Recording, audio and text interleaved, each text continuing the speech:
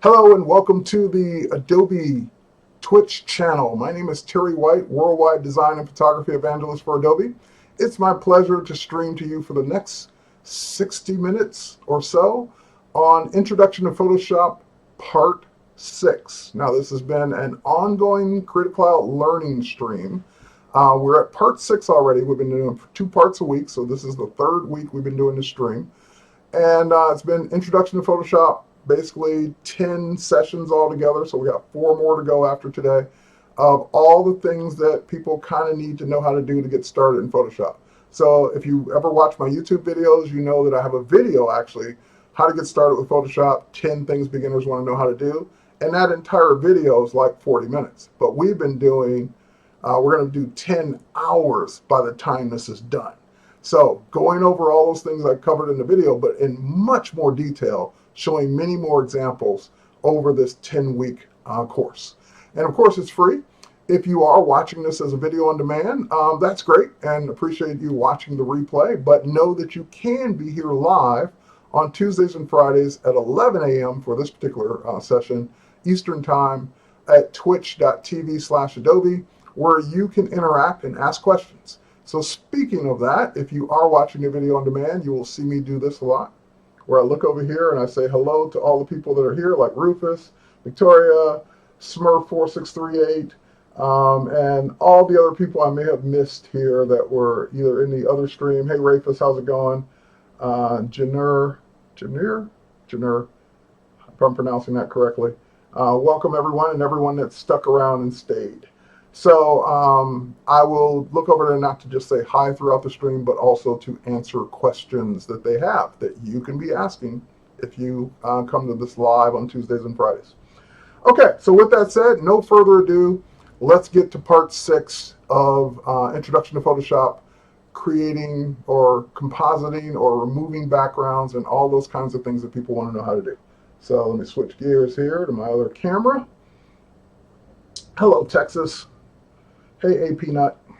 All right, so here we are in Photoshop, and again, the questions I always get are, how do you remove a background? How do you put a different background in? How do you change someone's head? Some of these are silly. Some of these are actually necessary. It depends on what you're doing with your Photoshop work. And it's okay to have fun. It's okay every now and then to create a silly image that you've transferred. We see it all the time on the web. We see people that do crazy fun things in Photoshop where they're just simply doing compositing, taking someone's head, putting it on another person's body, putting the person in a different scene, so forth and so on. And it doesn't have to be a person. It could be anything. You put an object, put your car from the driveway into another mountain scene where you really wished you were driving your car. So it doesn't matter what the 2 objects or 3 objects or 4 objects are. Photoshop gives you the tools necessary to cut those objects out and put them on another background. Now, what separates the bad from the good, I hesitate at saying bad, but the not so good from the good is, does it look realistic? That's the big question. Because while you can cut something out and do a really good job of cutting it out and putting it on a different background, if there's a stark difference between the original subject, whether it's the lighting, the color, the whatever, the shadows, whatever it is, versus the background you're putting it on, people will know you composited it onto a different background because it just looks like it. It doesn't look like it was naturally there when you shot.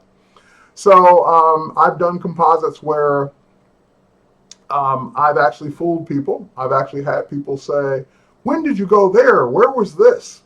And it was because I took something from my studio, a portrait or a model or whatever, and placed him or her on a different background. And I took time to look at it and say, and you do this with your own eyes. You look at it and say, okay, if I had just looked at this, I know I did it, but if I had just looked at this work, would I be able to tell if the background's been changed? And if you can honestly say to yourself, no, or maybe I can tell a little bit because of this, then fix that, whatever this is. until you don't see anything that gives it away. And sometimes we don't care. It's okay to make it look like it was put on a different background for fun. So it just really depends on what your mission is. Now, the other thing that people always ask me about is, or they don't ask me, they accuse me of cheating. And I laugh because there's no such thing as cheating. They say you're cheating when you take something that's on an easy background to cut out and put it on another background. And they say you're cheating. That was easy. It's on a white background. It's on a green screen. It's on whatever. And I say, yeah, exactly. Because if I know going into a project that I'm going to photograph something and composite it onto a different background, don't you think I'm going to make it as easy as possible when I'm shooting? So it's not necessarily cheating. It was pre-planning. Now, what they're really trying to say is, oh, well, that was easy because the background was plain or white or whatever, and that made it easy for you. And yep, it sure did. And so does that mean you can't do it on a difficult background? You can. It will just be more difficult. So just know that. Certain things in Photoshop are 2 clicks, very easy. Certain things in Photoshop take 20 minutes, half hour, an hour to make it look good. So certain things will be easy, certain things won't. But the process is pretty much the same whether it's a difficult background or not. Now, in one of the early streams I did, I took a swan type image, a white flowing dress. Here, I think I have it here in my stock images. I'll show you one of the ones I did earlier. I'm not going to do it now because I already did it. You can go watch the replay of that one. Not that one, not that one. Where is she? I see the swans. But I don't see the... Oh, if I don't find her, I just won't... Oh, wait, maybe she's here. I see more swans. I see wings. Oh, coming up. I see the dresses. Hang on. A little bit more. All right, I'm going to give up. But anyway, it was a model wearing a white dress on a white background. And while that sounds like, oh, it's a plain background, it's easy. Oh, here it is. This image. That was actually pretty hard to select because the background is, as far as Photoshop is concerned, is very similar to the subject, and it made it harder. So even though the background was plain, it wasn't a 2-click operation. It took me multiple clicks, multiple steps to separate her from the background. But we've already done that one. You can go back and watch that when it was in episode... Hold on. It was in episode 2, making selections. So I did this one already. But let's now go on to our newer ones that we're going to do. Okay, let's start with one that we want to do that's actually in Lightroom. All right, so here's the one I was telling you about earlier. One of the ones I did where people were. I had even a professional photographer friend of mine said, "Where did you find that cave? Where did you find that? Where did you go to shoot this?" And I look at this and I see things, because I did this years ago. I look at this and see things I would do differently now. But this was actually back when I did kind of a Lara Croft thing when the last Lara Croft Tomb Raider movie came out. I was kind of making posters for simulating that effect and that look. And so a lot of this has to do with perspective. It has to do with knowing, planning up front what you're going to want to do, and also finding the right background to where it will look right. So even the shadow here on the ground for the knee, I had to put that in manually. The skin tone here is a little too bright. That's what I'm looking at now. Today I do a little different. I make this a little darker because her leg is really bright compared to the rest of the ground around her. Also, same thing here. I actually kind of darken up the ground here to make this look a little bit more realistic. So there are some things even now that I'm seeing years later that I would improve upon if I were doing this particular composite again. So those are the kinds of things you want to do to make it look, again, don't make it a dead giveaway. But even in this form, I had people convinced that I photographed this person in this location. All right, so let's go take a look at how to do something like this. So I'm going to do one of the scenes or one of the poses that I never did. I never did this one. I shot it, but I never used it. And it's this photo right here. Same model. And now I'm looking at, we should have got our round glasses because Laura Croft wears round glasses. But as you can see, on a studio white wall, this image hasn't been retouched. It's the original raw file from 2008. So like 8 years ago almost. And like I said, now I know some things I would do different, and let's go ahead and do some of those things to make it look different. Okay, so with that said, let's start off by opening this image from Lightroom into Photoshop. So I'm just going to go ahead and say edit in Photoshop. And it doesn't matter if your image is not in Lightroom, just open it in Photoshop. And it'll take a few seconds because it's got to go get that off my server and open it in Photoshop, and here we are. So now, the first thing you'll notice is it's going to open that image. Here, we'll zoom out a little bit.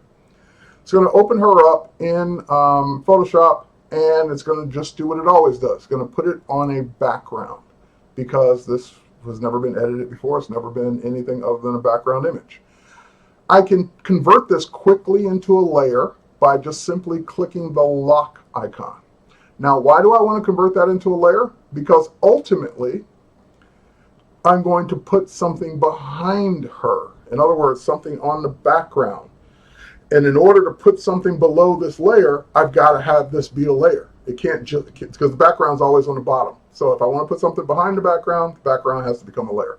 Now that that's been done, whether you put your background image in first or last really doesn't matter, because this is going to remain a layer that you can go in and continue to tweak and size and get just right.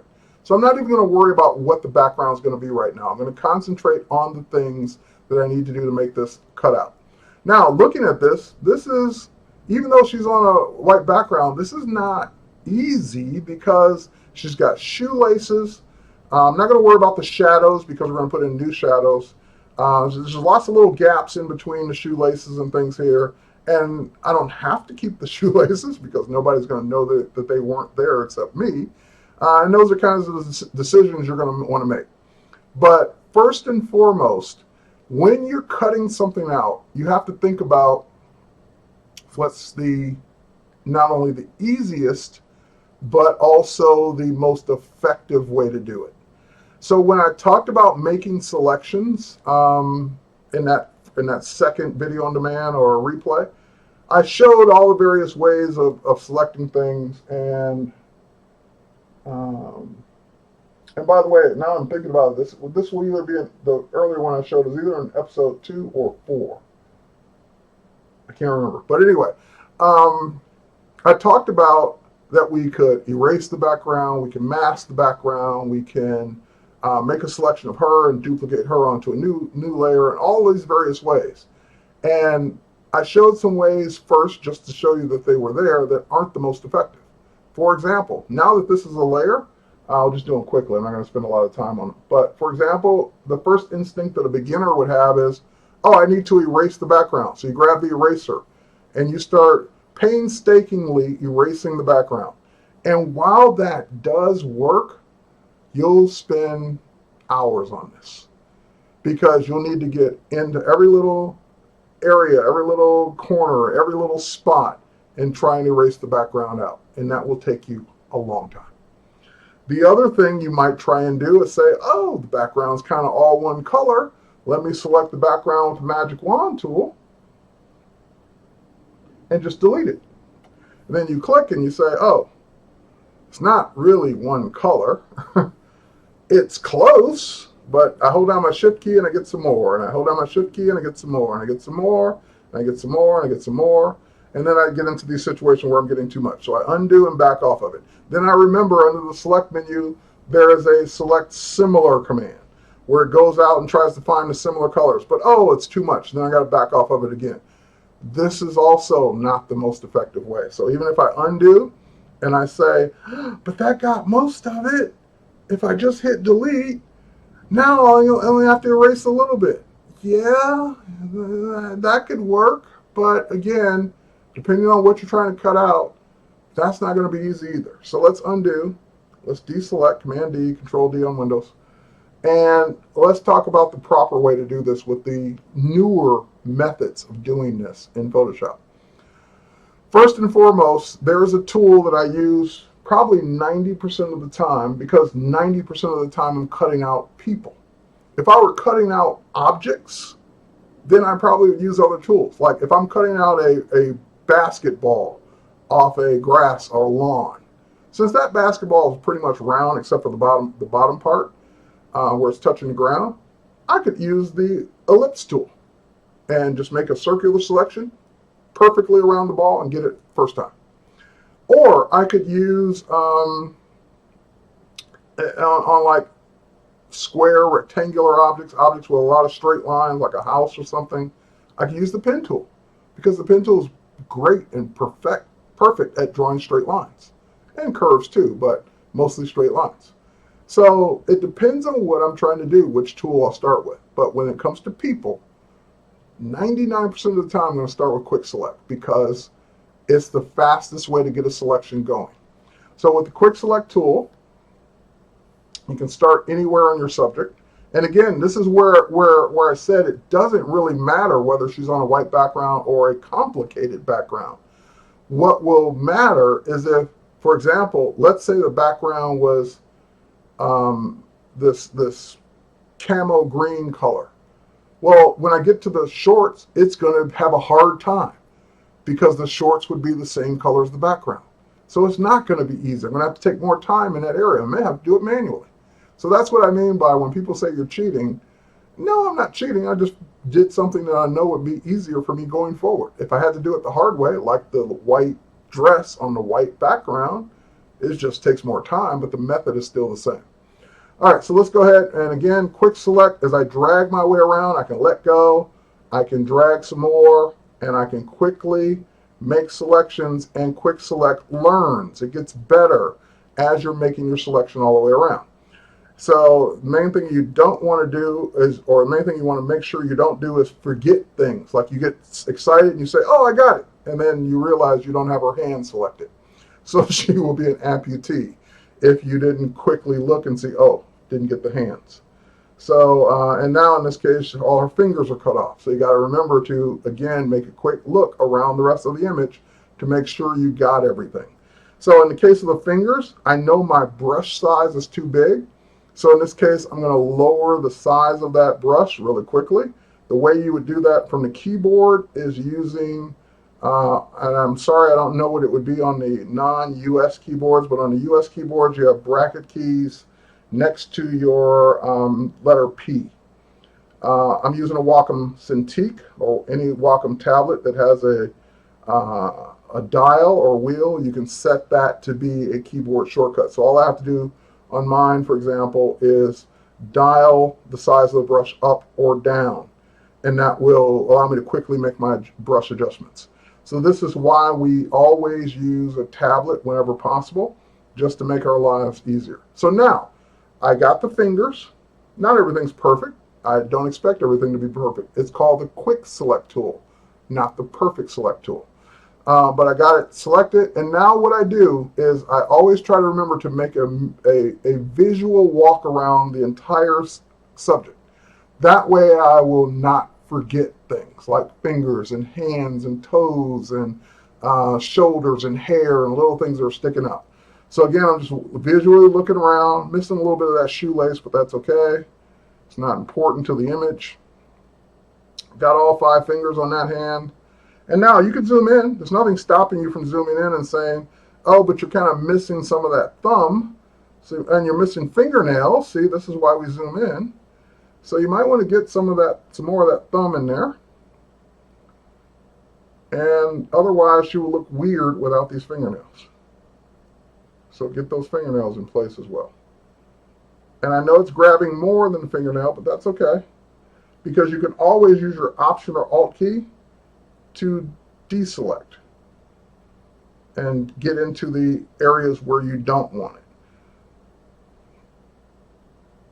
All right, so now that I'm zoomed in, I can see I got some more shadow under here that I don't need. All right, we'll leave that kind of the way it is. And again, I know this won't be perfect. It's quick select, not perfect select. But just make sure you don't miss any crucial parts of your subject, like fingers and toes and shoes and shoulders. And also, when a person's wearing glasses, it'll tend to not get the edge of the glass or the eyelash that might be sticking out. So you just got to make sure you get all those areas too. So we come up around here, her ears selected, good. Around her head selected, good. Come around here, missing a little bit of that pocket. Got that in there, good. Got the holster, which has no gun in it. That kind of bothers me because it kind of takes away from the scene. And then if I want this shoelace, even though I don't really care, I can go ahead and get that shoelace. So, and the same thing here, where now we've got a part of the image that is kind of like trapped by the shoelace. So we can hold down our Option or Alt key and kind of tell it to subtract that area out of the selection. So this is all the quick select tool. I haven't changed tools yet. Okay, so now zoom back out, Command 0, Control 0 on Windows. Oh, see, I see some more shoelace issues right in here. Same thing, we just want to kind of get these areas that are containing extra white space that really we don't want to be part of the image. So I'm holding down my Option or Alt key to subtract these areas from the image. And like I said, I'm not really too concerned about the shoelaces because the only reason we notice the shoelaces is because we notice the shoelaces. If those shoelaces weren't there, you wouldn't care. We see them because we see them. So if they got cut out of the image, I wouldn't be upset.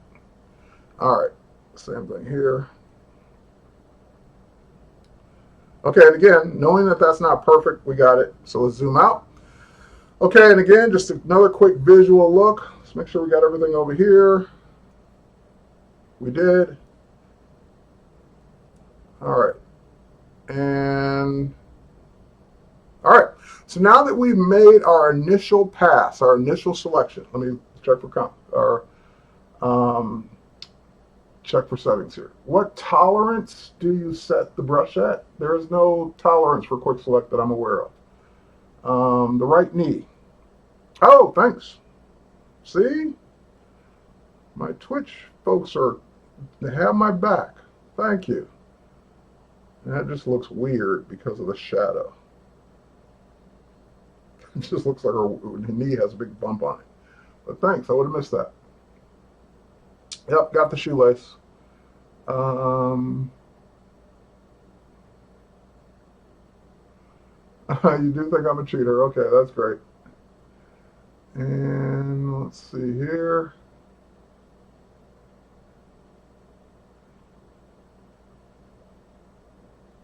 It is using my time wisely. Exactly, that's the way I look at it. Okay, so now that I've got the image selected, and again, not perfectly, now we can go in and go to the next step. So whenever you make a selection, whether you use quick select or never use quick select, whether you use the lasso or never use the lasso, pen tool, magic wand, whatever your initial selection tool or method was, doesn't matter.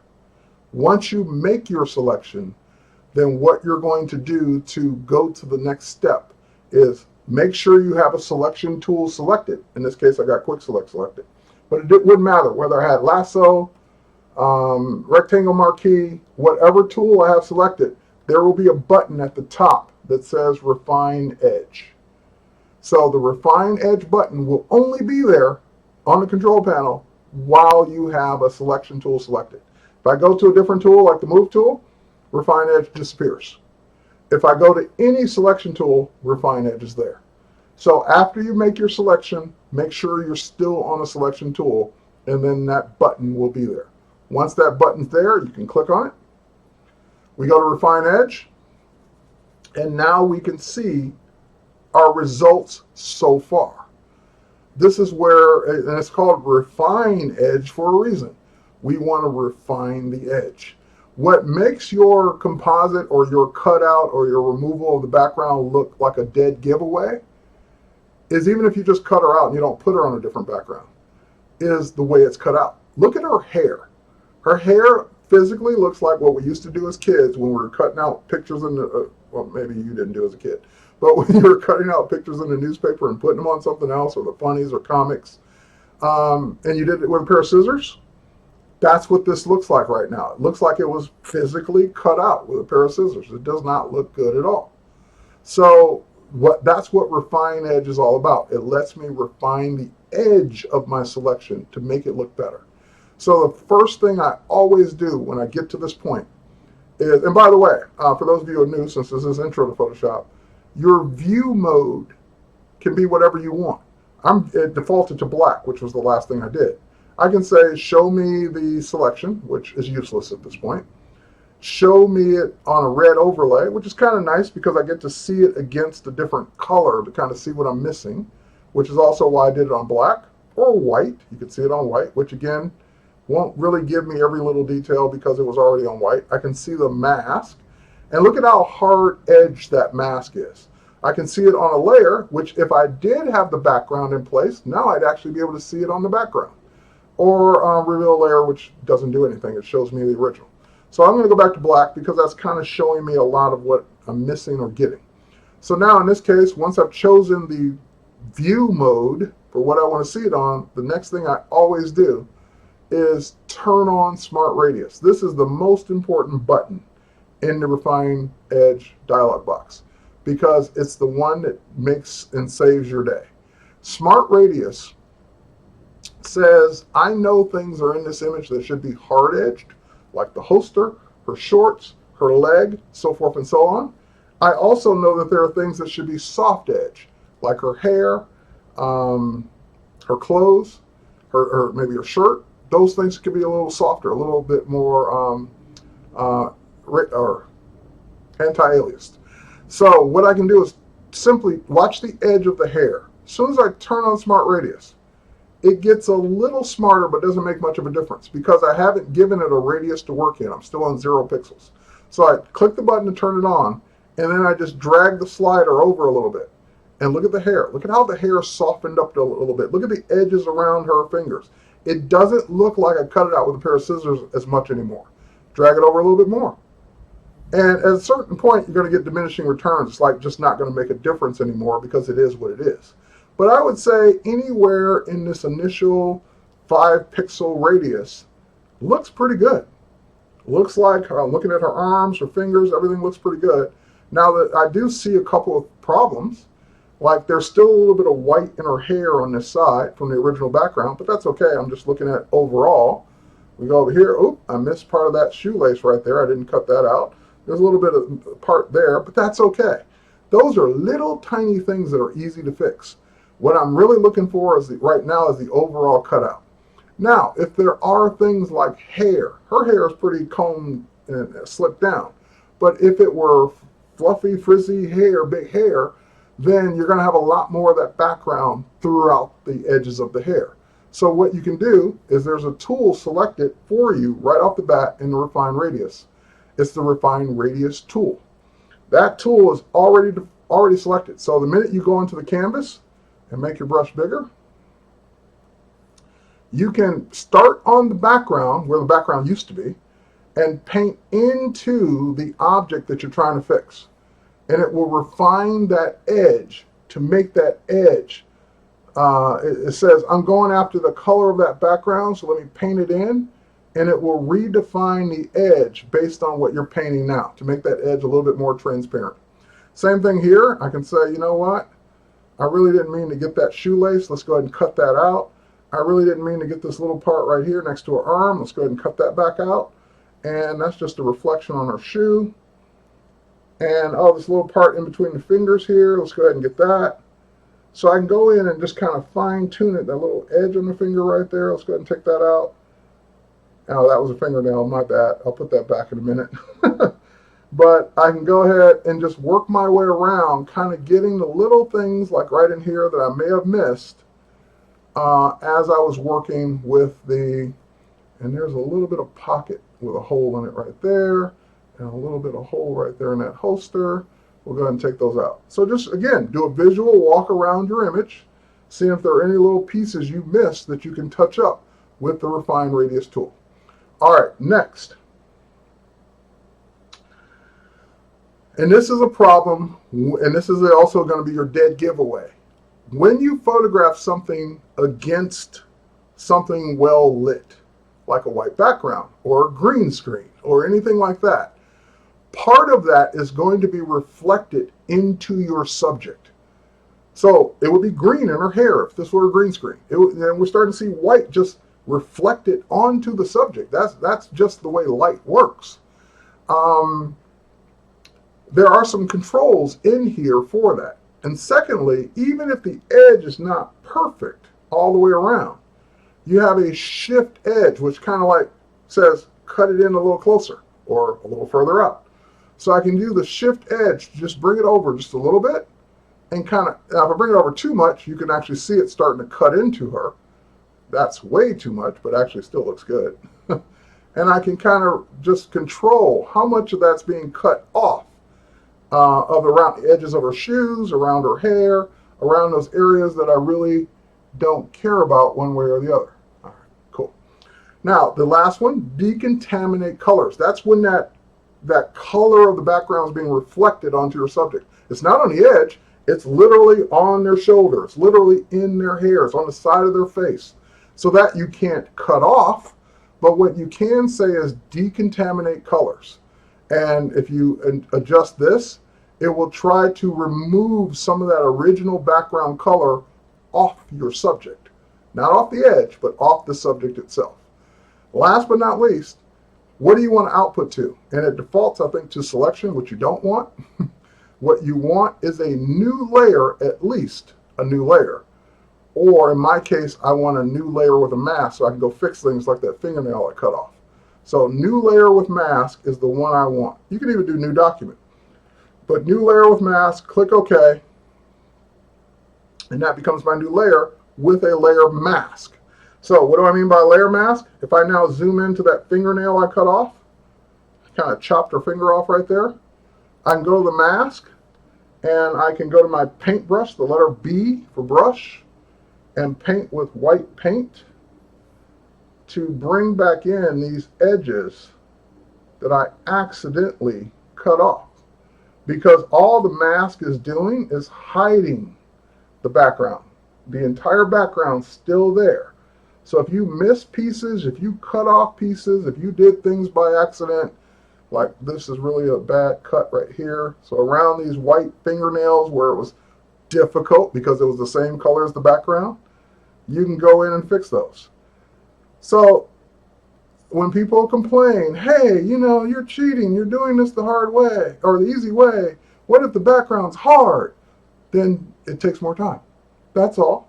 You just got to go in and clean things up more. It won't be as quick. And I never said it would be. I never said it's going to be 2 clicks for every background you ever want to remove. And if you cheated, good. I'm glad you cheated. I'm glad you worked smart. And you thought about what you were going to use that image for before you used it. So if you did things like that, awesome. All right, now that mask will always be there. So I can always go around this and clean this up as needed. Okay, but anyway, since we don't have all day for this, let's go ahead and do our up next, by the way. Up next is going to be Beetlejuice. But anyway, now that we got her cut out and the background's been removed, so now you could save this as a Photoshop file or save this as a PNG file, and it would maintain the transparency. You can then put it on top of anything else. And a lot of times, like today, I think I tweeted an ad about today's earlier session where it was a picture of me cut out. I can just put that on any background anytime I get ready. But in this case, I want to put this on a specific background. So now we're going to use that background. And notice what it did, by the way. Because I said new layer with mask, the old layer is still there. Still there, just turned off. You can turn that layer back on and get back to it anytime you want. But in this case, I'm going to go back to that layer. I'm going to add another one on top. So let's go ahead and scroll up. I know which layer I'm going to put this on. Or actually, I don't know for sure. I think this is the one I kind of liked. So I'm going to go ahead. This is from Adobe Stock. I'm going to go ahead and drag out this background. And ooh, it's kind of looking good already. go ahead and scale it up. All right, that kind of looks like a Tomb Raider, Lara Croft kind of thing, but now, and here we'll go ahead and lock it in. But now you can start to see what I mean by, it doesn't quite look convincing enough yet. Because look at how bright she is in the cave. Look at how evenly lit she is in the cave. So everything looks like it's unnatural. Also, she's too big. She's too big in the cave right now. So one of the things we can do is, first and foremost, let's deal with the size. So we'll go ahead and Command T, Control T on Windows, and scale her down, holding down the Shift key. All right, so that'll help a little bit, just because she's just looking too massive on that background. All right, now that we got her in place, if I like this image, which I do now, I don't have to have that Adobe stock in the background because it's a preview. Right now I want to actually go ahead and license it. So I'm just going to right click and say Buy Image. And yes, I want to use one of my allotted images. And that will go ahead and replace the background once it finishes syncing. All right. So it's syncing that up at the top there. Now, the other problem I see is it didn't cut off, or it didn't cut out the edge of this image. So no problem. I don't have to delete that or erase that. I just go to my mask and grab my black paintbrush. And I'm on that layer, on the mask, and just paint that line right out of there. I just mask it right out. And if I see any other edges from the original background, I just mask it out. Okay, so now, what kinds of things would we do to make her look like she's on that background? Or was originally on that background, I should say.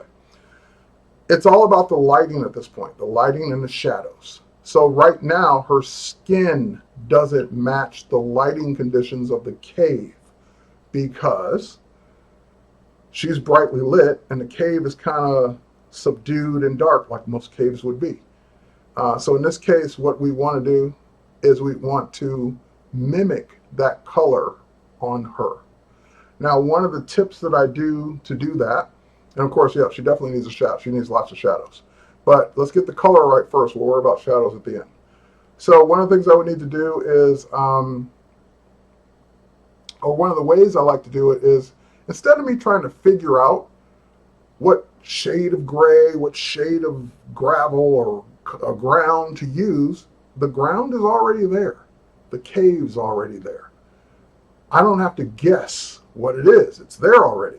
So why not just use that background as a color overlay on her? So here's what we're going to do.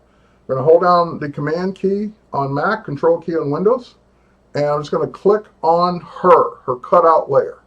And what that will do is, oops, hang on, so hold on. There we go. I want to do it on the actual mask. And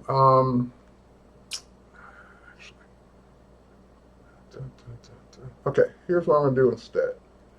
Because I want to maintain the mask just in case, but for the sake of the selection, I don't want the mask to be the problem. So I'm going to duplicate this layer for a minute. So I'm going to duplicate it with mask and all. Then I'm going to turn off that copy. Now I'm going to go ahead and apply the mask. I'm just going to right click on this layer and say apply. There we go. Click on it. There we go. I'll right click on the mask and say apply mask to layer. Now there's no more layer mask on this version. I still have the one with the mask. I can now just click with my Command key on the layer just to select a version of her. Perfect. Completely cut out just right. Now I'm going to go into the background with that selection made. Click on the background layer. And I'm just going to say, make a copy of the background as a silhouette of her.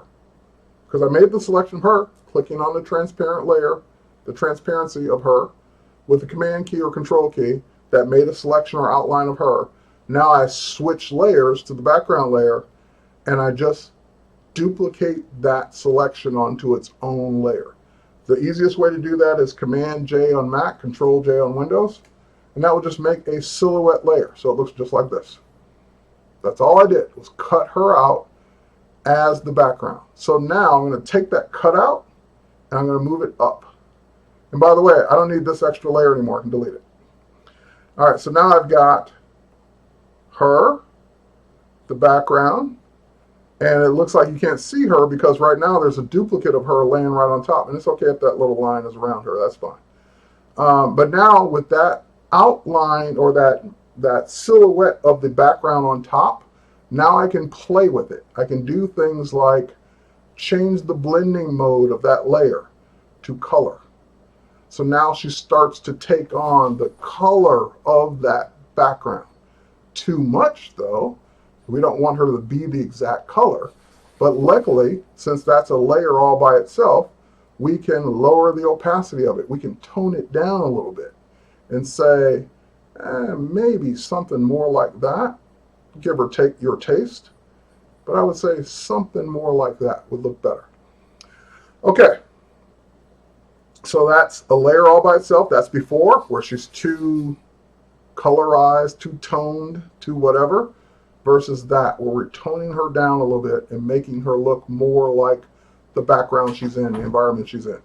Now, you can also play upon that. You can duplicate it. You can darken her up a little bit. You can dodge and burn. You can do all kinds of things to make it look more consistent, more real. One of the other dead giveaways I've learned is that when you put something on a different background and the lighting is consistent all the way down, that's another dead giveaway that you did it yourself. You did this effect. So one of the things we can do is darken it or apply a gradient mask down, so that way she's not consistently lit from head to fingertips or head to toe. So we can do that. I wish I hadn't thrown away that layer now. We can do that. Here, we'll duplicate that layer one more time. And we'll apply that layer mask one more time. This time I'll keep it. I'll just turn it off. Apply layer mask. Okay, so now I've got a copy of that layer without the layer mask. And what I want to do is I want to turn that layer into darken. Hold on for a minute here.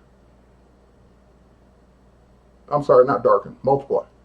There we go. I want to multiply that layer, but I don't want it to be, again, I just made the whole thing dark. I don't want it to be consistently dark all the way down. So we add a layer mask to that layer. And then what we do is we use the gradient tool to apply dark to light or light to dark to lighten it in a certain spot. So I think it's going from dark to light. So I just, wrong way, this way. So again, we can tone it down a little bit, but you get the idea. So we're kind of blending that shadow so it's more darker consistently down and lighter up. And again, this is all things we would play with and tweak to get it right. So last but not least, because we are running out of time, would be the shadows. So we can turn that one up. Oh, no, we need that one. We can go to this, actually right above this layer, or we can add a new layer. So now I just added an empty blank layer. We'll call this layer shadows. And there are lots of ways to create shadows. We can duplicate the subject. We can flip it upside down. We can do all kinds of ways. But one of the ways that kind of gives you control over where the shadows are and how they look is by simply painting them in yourself. So I'm on this layer called shadows. That means I can do anything I want on that layer. We'll go to our brush tool. We'll switch our color to black. We'll make a nice big brush. And I'm going to just paint some black paint on that layer. So maybe right in there. Oh, hang on. I want to be, yes. There we go. Now, obviously, that doesn't look real because it's just black paint. But if we lower the opacity of that layer quite a bit, we can start to make those look like shadows. So same thing here, where she might have one under her arm, and since that layers, and again, do it right, paint in a better version of it. And you can make another layer if you wanted that one to be lighter, so forth and so on. So same thing down here. Actually, I don't like that one anymore. So I erase that one out. And there we probably have one over here somewhere. And then you'd have to look at where your light source is coming in, where there would be shadows, where there shouldn't be shadows. So the light's coming from behind her with that hole in the cave, and there's looks like there's light coming from over there too. So just consider that with the position of your shadows too. So it would be forward and over to that side. So those will be the kind of some of the areas where you might put in shadows, but make your shadows look a little bit more real.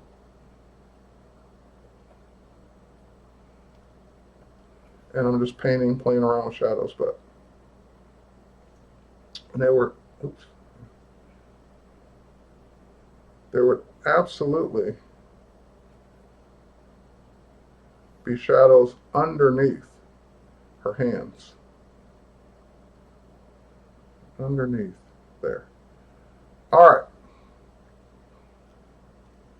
So have some fun with that. Next time you're having to do a composite to make it look real, to make it look better. Okay, so next up, I've only got 12 minutes left, and I promised that we'd do one for fun. So we're going to keep Laura Croft. We're going to go ahead and save this one. And our next one, we'll head over to Lightroom. We're going to have a little fun with Rufus. I know he was here earlier. I don't know if he's still here, but he's going to hate me for this. No, he's not going to hate me. This is one I did for his birthday. Rufus is a very cool guy. Kind of reminds us of a 007 type agent. So we're going to go ahead and put Rufus in. Oh, I probably can't open that until it's finished saving. So we're going to go ahead and use that to paint it black as a shadow. Paint what black as a shadow? Oh, if you make a copy of the selection, flip it over, lower the path. Yeah, that's what I said. That's one of the ways you could do it. Absolutely. I said that earlier. And Lightroom's complaining because it can't. Oh, edit original. Sure. All right. So now that we've got Rufus open here. That's a shot I took of Rufus back when we had a team meeting. And Rufus is one of the streamers here for the Adobe channel. We want to turn Rufus into our new James Bond character. So let's go ahead and open up our stock image. And I like this image. Let's go ahead and buy it. And yes, I want to buy it. All right. And again, we begin the process of cutting out Rufus. Now we can cut him out on his own image, or we can cut him out after we copy him over. So I'm going to copy him over. I'm trying to do 3 things at once in 10 minutes. So my computer's saying, give me a second. Still saving this. All right, we'll give it a second. I'm getting a spinning ball. There we go. Okay, so that one's done. Let's close that. We got Rufus. Let's bring him over to our new stock guy. All right, he's too big. We'll scale him. Oh, hang on. We'll scale him down.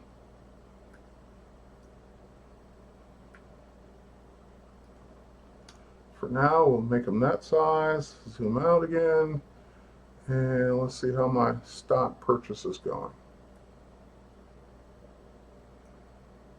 Still buying that image. All right, anyway, we'll work while we're waiting on that. Scale them down some more. Now, one of the dead giveaways when you're replacing someone's face, head, whatever, is the size. So in other words, head's too big, too small, it's going to be a dead giveaway. So one of the ways to kind of make sure things are in the right proportion, and see, I'm kind of guessing now because I can't see in the background. So just simply lower your opacity. You can lower your opacity even while you're in free transform. So that way I usually always line up the eyes, and the rest kind of usually takes care of itself. So that would be about right. Bring it down a little bit more. Creepy.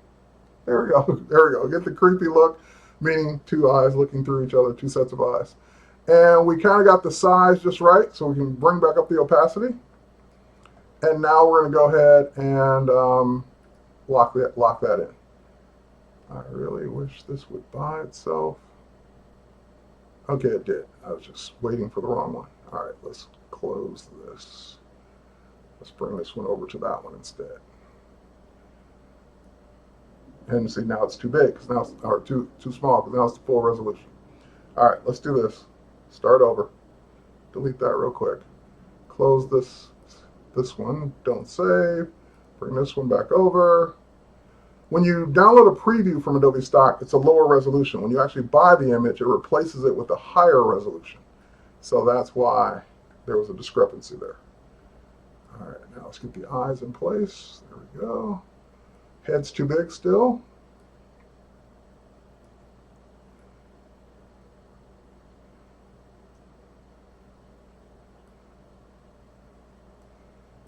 Right about there. So you want one set of eyes looking through the other set. Great. So now we know the size is right. We can raise the opacity back up. And same thing, we'll just do a quick select. So I got like 7 minutes left.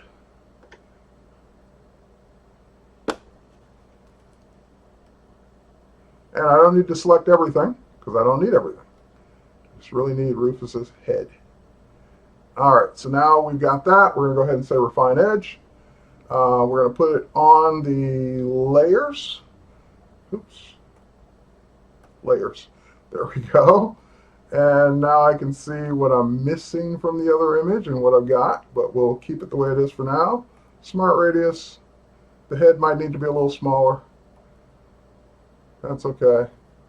Shift edge a little bit there. And we'll output it with a new mask. New layer with a mask. All right. So now we got that. We can still size it down.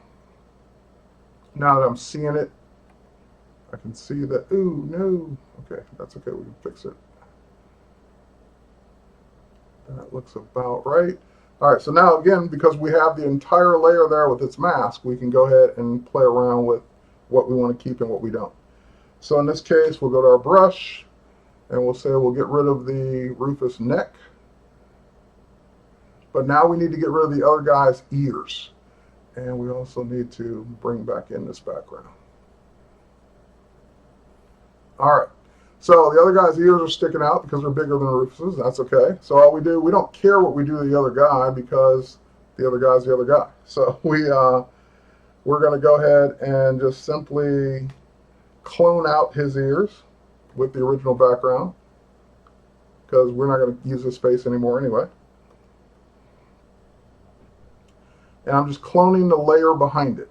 Now, I'm not zooming in, I'm not taking my time because I really only have like 5 minutes. So now the next thing would be to match the skin because his neck's a different color, his hands are a different color. So we'd have to match the skin to what Rufus's skin looked like. So one of the things we could do is we could grab Rufus's skin tone, grab that color, and we could quickly, I'm not sure if this will work, switch our brush to color mode. And we kind of just start painting that color onto that guy's neck. And again, I'd make sure I did not miss his shirt collar there. We'd mask it, do the whole thing. But you got the idea. All right. Using the history brush to go in and get around the edges. Okay, so now again, not totally convincing, but we got Rufus in there. And what I want to do now is I want to take this, not all of this, just that. Command, Option, Shift, E. All right, this is a kind of more advanced keyboard shortcut, but Command, Option, or Control, Alt, Shift, E will take everything you have and put it on a new layer. So this is the new layer of the composite of Rufus. So now that we got that new layer, let's go ahead and bring in our background. And we'll go ahead and scale this. And by the way, we'll go ahead and buy this while we're at it. Yes.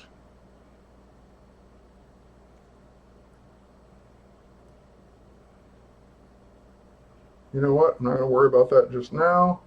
It's got like 3. Oh, did it? Okay, fine. We'll let it finish. Bring this around.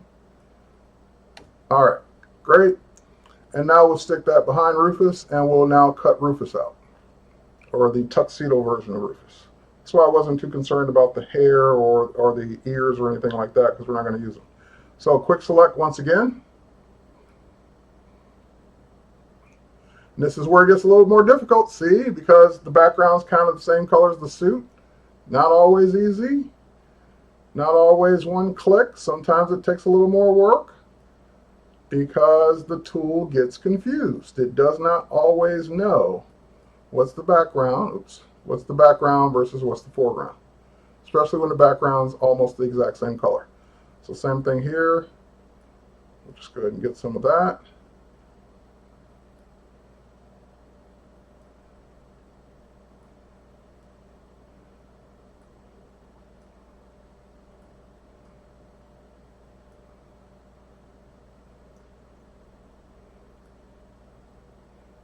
All right, it's learning, it's getting better, but will it get better in 2 minutes?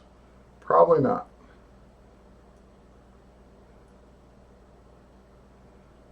All right, I may have to just quickly finish this manually.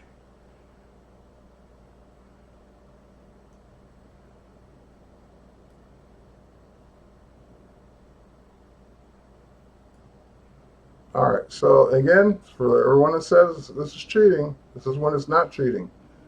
This is when it gets harder because it can't tell the background. So we'll do this manually really quick. We'll say that we want to subtract this all out. There we go. And we'll say we want to add this in. So now I'm just using the lasso to quickly fill in the areas that I missed. Or it missed. All right, again, no, it's not a perfect job, but we only got like a minute. All right, so now we'll refine edge.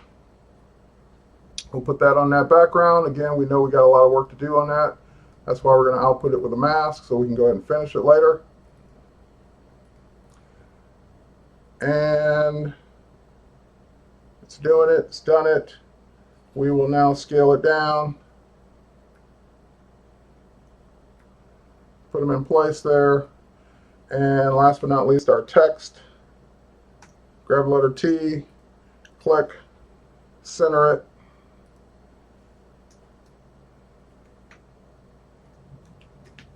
Skyfall. And we'll go ahead and just simply make that white. There we go. Looks good. Lock it in.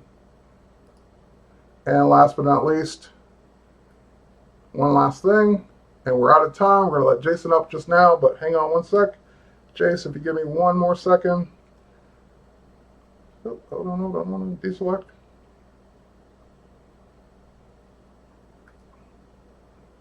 Oh, Jason, give me 1 second. Rasterize that layer. Cut it. Select this layer. Paste in. Actually, no. Not that way. Select it. Select this way. Paste into. Paste special. Paste into. There we go. We got our Skyfall. And we're going to take that mask that it gave us. And we're just going to do this. Wrong layer, sorry. And layer mask.